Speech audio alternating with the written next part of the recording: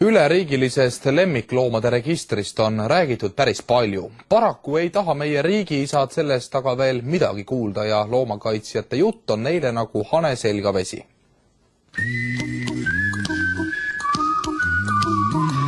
Hulkuvaid loomi on palju, aga meie Riigikogu liikmetel puudub huvi olukorda parandada.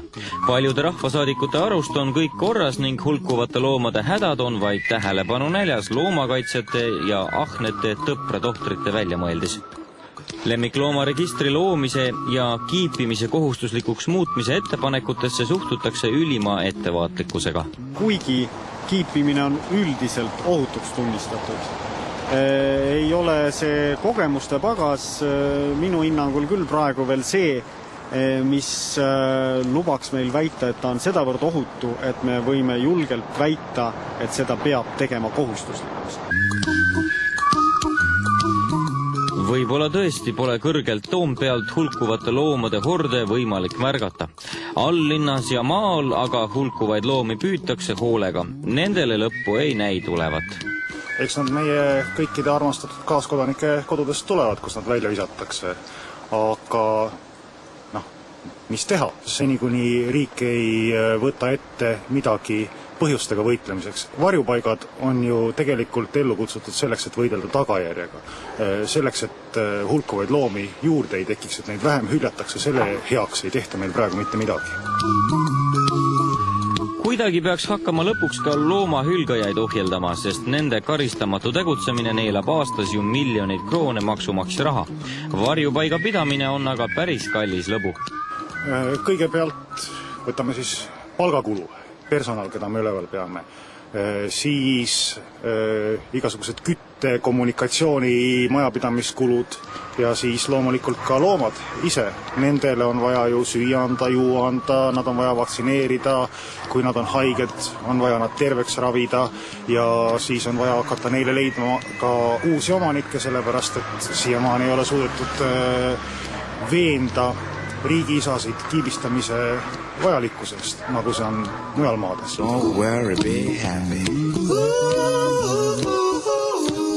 Loomakaitseselts on teinud loomade elu parandamiseks pidevalt ettepanekuid. Üks nendest on siis üleriiklik register, et oleks kõik kassid ja koerad meil registris ja kiibitud.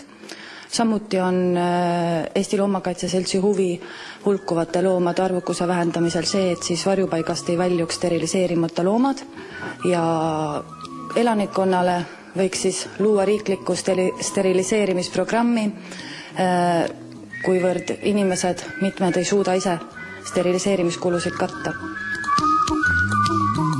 Siiani on see kõik aga jutt kurtidele kõrvadele.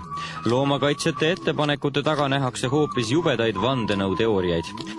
Kahtlustatakse, et tegu on kellegi eraäriprojektiga ja loomakaitsjad on lihtsalt kiibitootjate ja tõpratohtrite müügimehed. Mõni tarkpea leiab, et kiibi paigaldamine on koguni loomale kahjulik. Välismaa praktika on näidanud, et kiip on osutunud kõige tõhusamaks. Et kiipi on kõige ebameeldivam eemaldada, et on naha all, raske kätte saada, et rihm on lihtne kaelast ära võtta, tattoo muutub tavaliselt pikema aja jooksul loetamatuks ning Eesti Loomakaitseseltsile on teada isegi juhtum, kus on koeral pool kõrva ära lõigatud siis selle tattoo pärast. Don't worry, be happy, don't worry, be happy now. Aga jää hakkab tasapisi sulama ning registriga liitumise kasulikkust mõistetakse juba Eesti väiksemates linnades ja valdades. Nii mõnedki omavalitsused plaanivad liituda Tallinna linna koerte registriga. Eks see ole ikka iga sügisene probleem küll, et tuleb neid kaebusi ja teateid peremeheta ja hulkuvatest kassidest ja koertest ja oleme siin, ütleme, nii spetsialistide tasemel on arutluse all olnud, et viime eeskirja ehk sisse ka selle päris kohustusliku kiibistamise, sest teisiti ei ole võimalik asja kontrolli all hoida nende loomade tervise ja pidamise osas. Näiteks Lätis on kiipimine kohustuslik ja selle eest tasub Läti riik.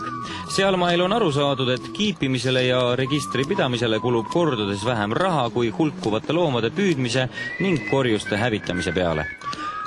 Kui palju loomi on aga tänaseks Eesti ainukesse Tallinna loomade registrisse kantud? Täpne arv tänase päeva seisuga on 32 254. Koeri on 29 842. Kui paljud omavalitsused on üldse liitunud registriga? 4 omavalitsust on liitunud, neist on siis Tallinna ja Pärnu linn ja Saue ja Harku vallavalitsus. Tõsisemad läbirääkimised on pooleli Kiviõli ja Viljandi linnavalitsusega ja Kuusalu ja Saku vallavalitsusega. Näiteks lähimal ajal on umbes 7 kohalikku omavalitsust veel liitumas. No võttis reportergi varjupaigast kassi ja kuigi kass ei pea kiipima, siis meie seda siiski teeme ja näitame teile ka, kuidas see asi käib. Kus kohta see kiip pannakse siis? Vasakule poole kaela peale, nii et katsume kassi hästi fikseerida. On see valus ka või? No kohe kuuleme. Ei teinud piuksugi? Tundub küll, jah. Sul on hea kass. Nii.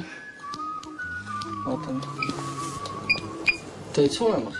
Maaelukomisjon avaldas kartust, et see võib olla kassile või ükskõik mis loomale kahjulik.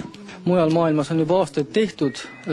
Kui ta oleks kahjulik, siis vaevalt seda sellist kiipimise põhimõtet oleks üle kantud laiemalt erinevatesse riikidesse. Kui me võtame aluseks näiteks inimestele erinevate kunstlike küll liigeste, südameklappide, mida iganes paigalduse, siis tõenäoliselt võib paralleele tõmmata, et see on samuti väike võõrkeha, ütleme loomaorganismis, aga mitte kindlasti kahjulik, vähemalt siiamaani ei ole seda keegi tõestanud. Don't worry, don't do it. Be happy.